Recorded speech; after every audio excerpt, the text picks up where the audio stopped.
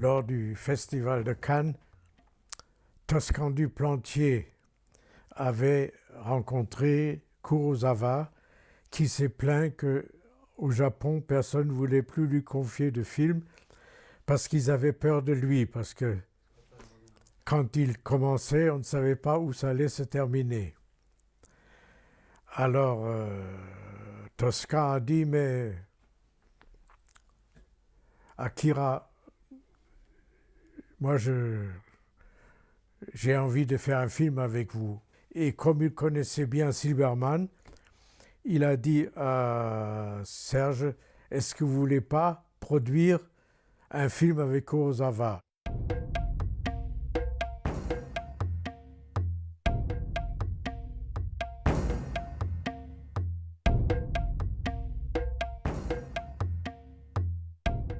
Comme vous le savez, Serge Silberman n'était pas un Français de souche.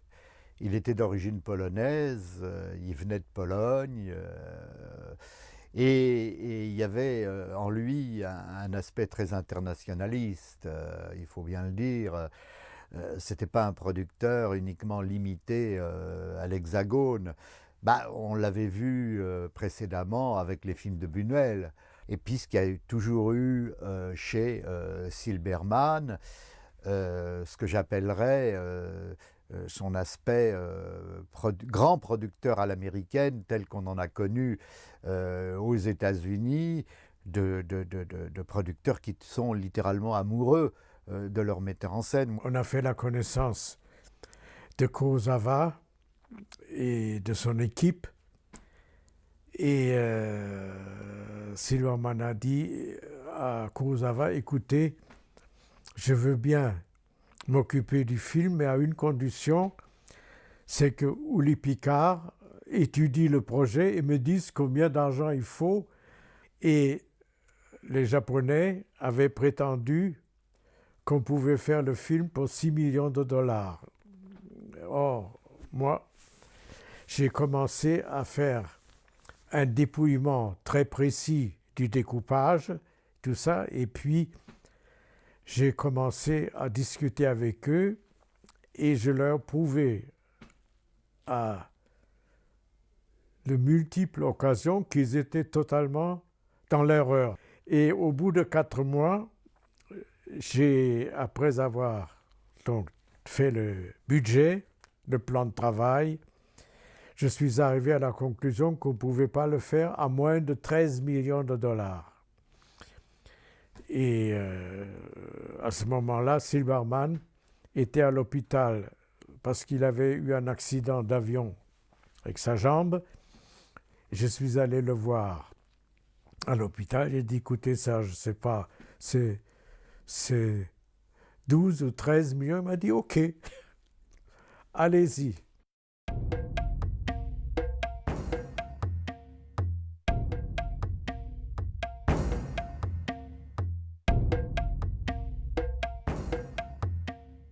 Au départ, c'était totalement contre nature.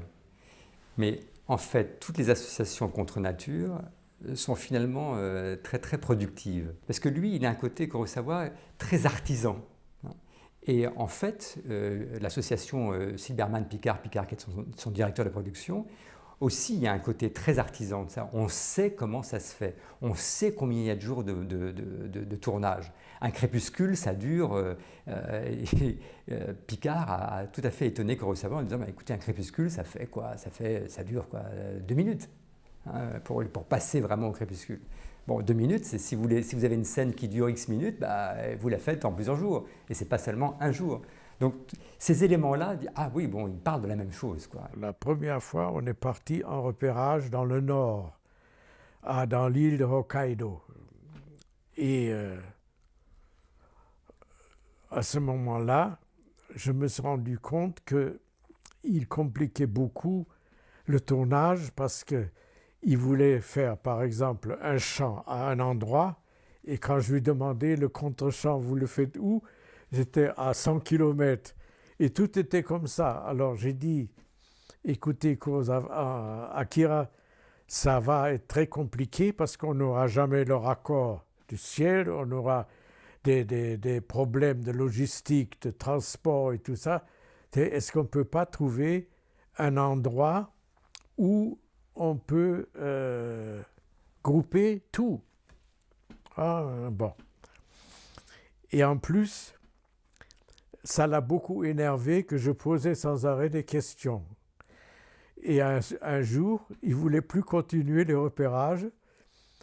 Alors, moi, j'ai téléphoné à Silberman à Paris. J'ai dit, Serge, Kurosawa ne veut plus continuer parce que ça l'énerve que je pose des questions.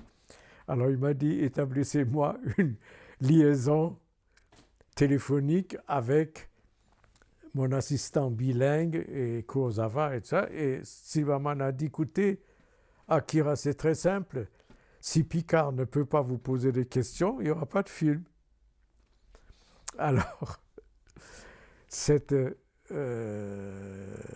vieille japonaise qui était à la fois la collaboratrice, sa script, son assistante, son souffre-douleur, sa confidente et tout, elle avait compris que moi je voulais que le bien. Et quand je posais des questions, c'était pas pour l'emmerder, mais c'était parce que j'avais besoin de savoir pour pouvoir établir un plan de travail valable. Alors finalement, elle lui a parlé, et puis il est descendu, il m'a serré la main, il a dit bon, on a continué. J'ai commencé à préparer effectivement, et il a dessiné tous les costumes, tous les accessoires, tout, il s'est occupé de tous les détails, c'était extraordinaire. Hein? 父上、あのイノシシ、この場で料理ましょうか。あれは古いイノシシ、肉が硬く臭い。とても食えん。さながらこの秀虎よ。食えるかの？ Et dans les cercles autour de Kurosawa, pour la réalisation de Han, il y avait plusieurs cercles autour de lui, le cercle des experts, et puis le cercle un petit peu plus éloigné, je dirais, c'est le cercle des gens qui ont un peu de bouteille, mais bon, ça va, encore expérience à transformer. Et puis il y avait, ce qui lui importait beaucoup, il y avait aussi des gens à former. Il a fait appel, comme ces transmissions, je dirais, sur le tas, et donc faire appel à des assistants réalisateurs japonais auxquels il a fait passer un test de scénario, parce que c'était, d'après ce qu'on disait, c'était vraiment ce qui était le plus important. Hein. C'est-à-dire, si vous voulez commencer à faire du cinéma, écrire. Et puis, dans le lot, je dirais, de ces assistants à former au cinéma, il y avait aussi un Italien.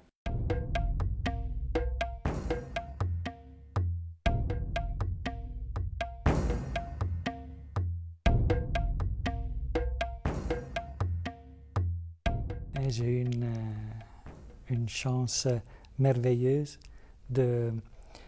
c'est une cousine à moi, japonaise. Elle est une écrivain japonaise. Elle connaissait Kurosawa très bien. Et elle m'a demandé si je voulais travailler avec Kurosawa dans son film. Il était en train de préparer Ran. Tout le monde participait à ce projet avec la meilleure volonté et la disponibilité à tout faire. Les Japonais étaient tous engagés au forfait. Que le film dure 3 mois ou 6 mois ou 9 mois, ils touchaient la même chose. Ils étaient dévoués à Kurosawa, c'était extraordinaire. De la famille au travail et de la participation. Un créateur au Japon, c'est pas forcément le pays de la subvention, hein, le Japon. Hein. C'est vraiment, on est loin de là. Hein. Et tout créateur qui se respecte forme tribu, forme clan tout de suite pour se défendre contre le monde extérieur, mais qui n'en veut pas. Il y a une façon de se défendre, hein, et de former clan, de former famille. Hein, et une famille, par exemple, quand vous êtes dans une troupe de théâtre dit d'avant-garde, entre guillemets, ou même pas d'avant-garde, c'est pas le cas. Mais tous les gens qui sont autour de vous, qui travaillent avec vous, ils sont dedans, mais dedans jusqu'au cou. Beaucoup plus linéaire, sans tous les plans et contre-plans et recommencer plusieurs fois.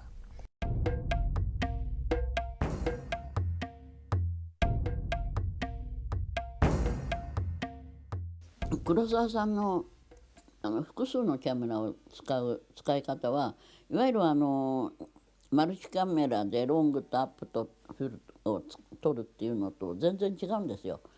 黒沢さんの場合はとにかく俳優さんの芝居をあんまりじっとしてませんから動かしますがまずでその動く芝居をそれぞれこっちのキャメラは誰を狙うとかこっちはどうとかっていうふうにな時もあるしもうそれぞれがそれぞれのカットをもう入れ違ったりなんか絶えず動きますんでみんなそれは彼がなぜかっていうと編集の材料を取ってる頭の中で編集しながら撮影してるからだから普通のいわゆるフィックスでマルチキャメラで撮影するのとはやり方が違います。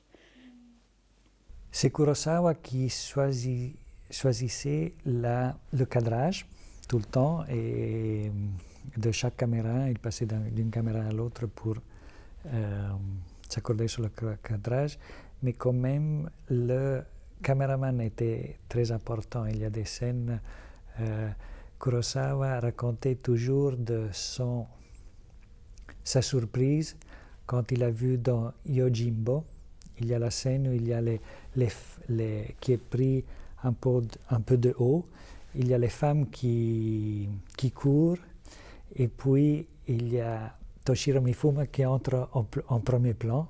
C'est une chose que Kurosawa n'avait pas prévue et quand il a vu Orache, il était très, très étonné parce que la puissance du Mifune qui entre au premier plan et c'est un exemple de son idée d'avoir un caméraman qui a une vision très forte et d'avoir confiance en lui. Mais aussi, il a introduit des grandes nouveautés dans l'industrie du cinéma japonais. Au commencement du fameux épisode de Rashomon, quand il a visé le soleil, qui était une chose absolument interdite et taboue. C'était tous les jours l'attente du soleil. On tournait pendant l'été, mais quand même il y avait toujours des nuages qui passaient. Et on attendait, on était assis, tout était prêt et on attendait le soleil. C'était un très grand luxe que Kurosawa pouvait se permettre. Comme c'est le cas souvent, on n'est pas du tout une musique redondante, c'est une musique, je dirais presque, c'est une musique qui est audible sans l'être. Takemitsu, tout comme Kurosawa, ce qui l'intéressait surtout dans le cinéma, c'est d'intégrer le silence.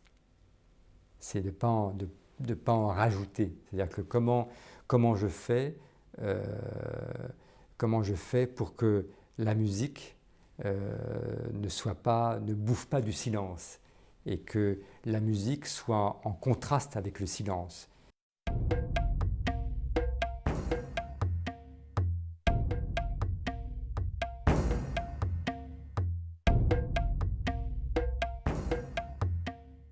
Pour Takemitsu, l'intensité ne vient pas de la quantité, c'est-à-dire pour donner une impression très forte, une intensité, on n'est pas obligé de faire un grand son. C'est-à-dire pour lui, la grande sonorité et le son infime sont équivalents. Musique tonale, si on veut parler du langage musical, mais on ne sent pas qu'il y a un début et une fin dans cette musique. Ça, c'est le génie de Takemitsu.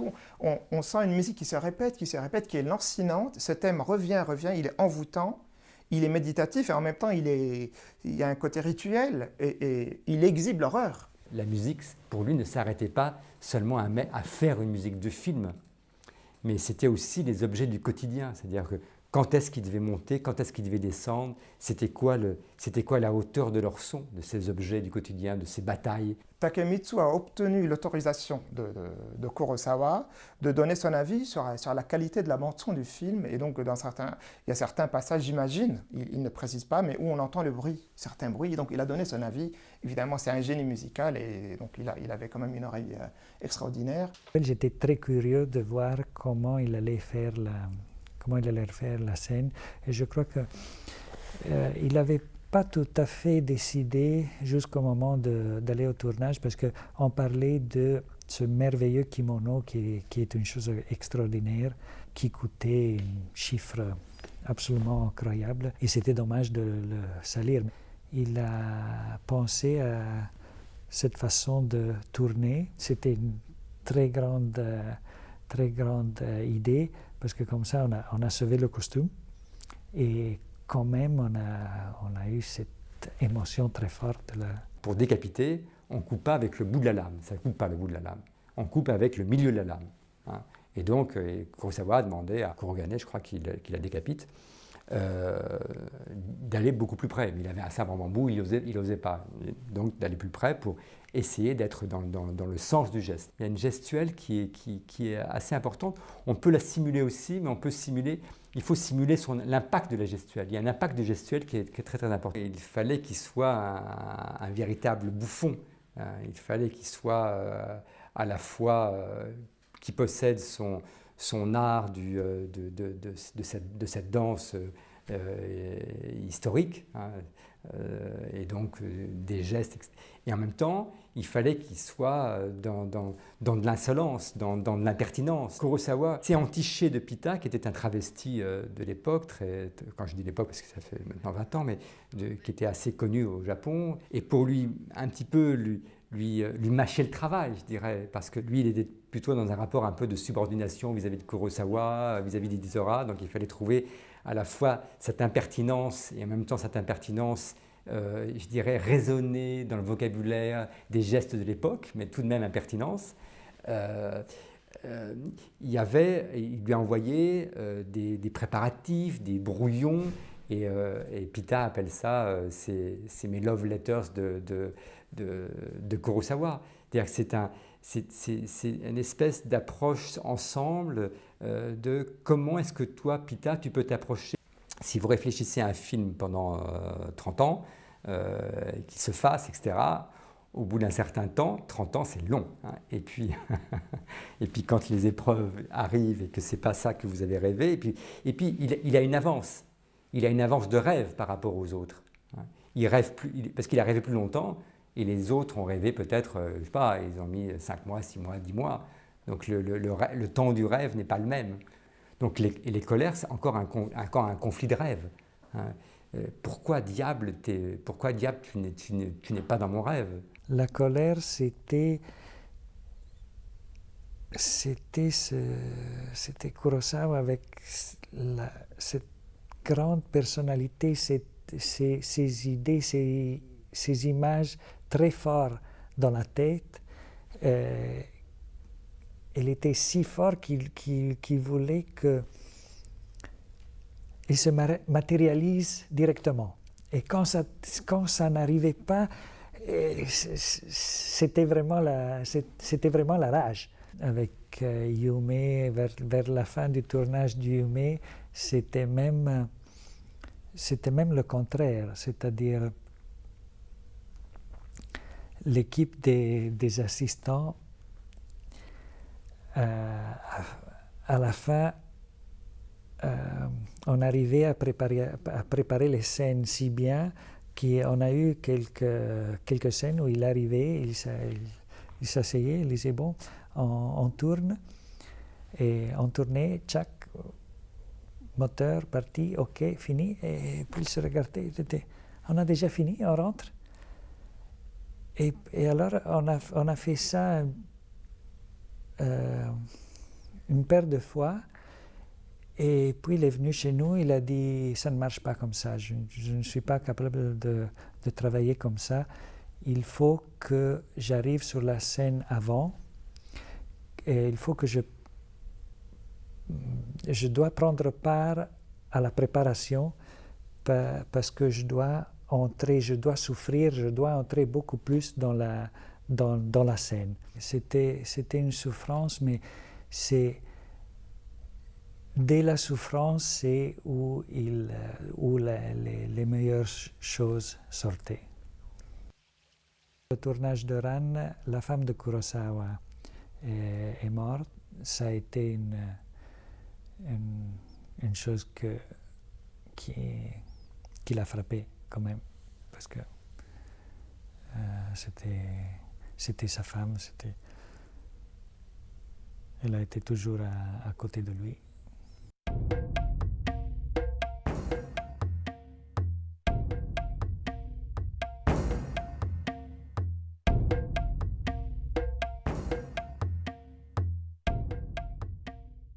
もうこれは助かりませんよっていう病気を宣告されていたのでね、それで私が一番最初に聞いたんですね。うちの父はランのもう準備とか撮影に入っていたので、それで言ったんですけど、うちの父はもう一言「ああそうか分かった」って言っただけで、明治の人だから感情をねあらわにすることもなかったですけど、それはもともとはすごくセンチメンタルな人だからね、一人でいる時にはすごく泣いたり飲んだりしていたのかもしれないし、何日間か付き添ってうちの母が亡くなって、でその時もおいおい泣いたりとかそういう人ではないですから。でもやっぱりうちの父がうちの母の臨終の時に病院の窓から外を見ててね、でそこがちょうど自分が学生時代に通った土地だったんで、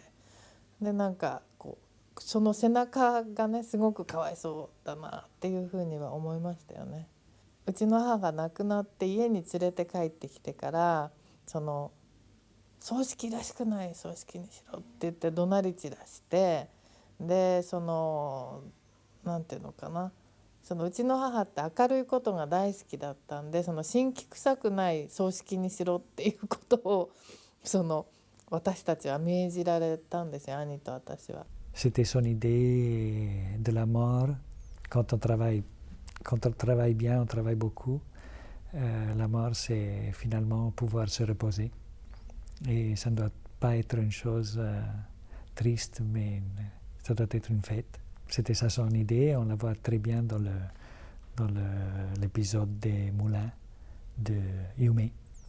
La bande qui joue et les jeunes filles qui lancent les fleurs. でもやっぱり映画があったんでね、立ち直りも早かったですね。まだ撮影中だったんで、そういう時にうちの母が「あなたには何百人も待ってる人がいる。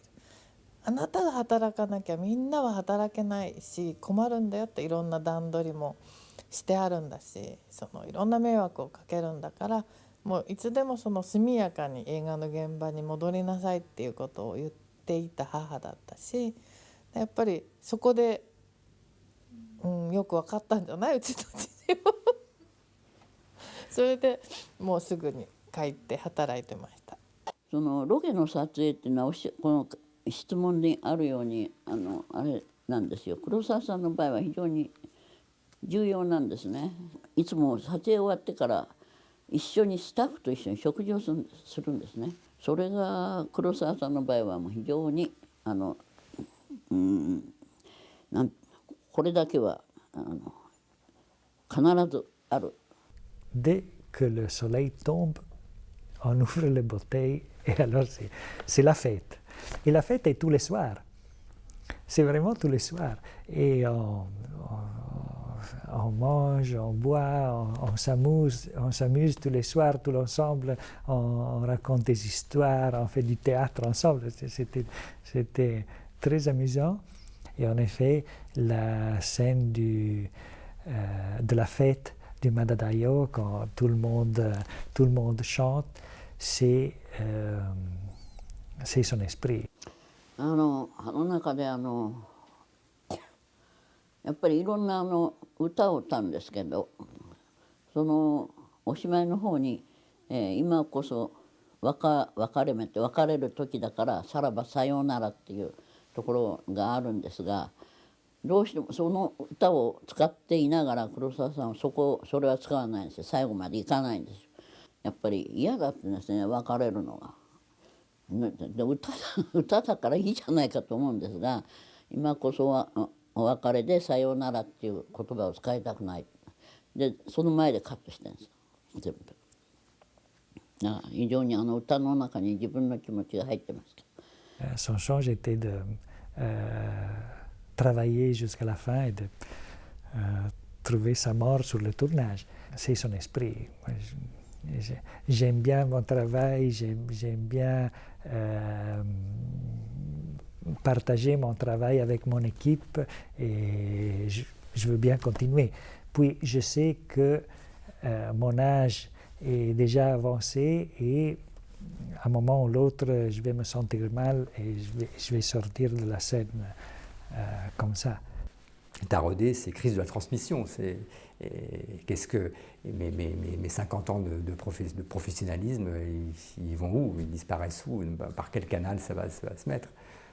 De ce moment-là, son fils et sa fille ont commencé à s'occuper plus de leur père et je crois que ça a été très bon et lui était très content de les avoir avec lui sur le tournage, sur la production, sur la promotion. でそれでその海外のキャンペーンに行った時にでその夜寝る時にね、そのリア王の一節でそのもう親と子がその籠の中でそのこう語り鳥と鳥がこうさえずり合うっていうようなそういうフレーズがあって、それを引用してね、そのなんていうのかな、そういうふうに仲良くしようねっていうようなそのリア王の一節を引用してなんかふざけて言ったんですよね。À partir de Yume, Kazuko-san a commencé à faire les costumes. C'était très bon pour lui aussi. Il était très content. 私の仕事はね、うちの父の映画に比べればまだ駆け出しですし、その職人を超えてアーティストになるんだぞと言われていたので、まだまだ一生懸命頑張ってね映画界に入れてるっていうことはね、多分うちの父は喜んで見ててくれてるんだなって。でうちの父が生きてる時いつも俺は死んでからお前にお礼をするからなとかいうわけのわかんないことを言って、生きてる間は全くお礼をしてくれなかったので、そういう意味で応援してるのかなと、いろんな監督とね楽しく映画ができてね。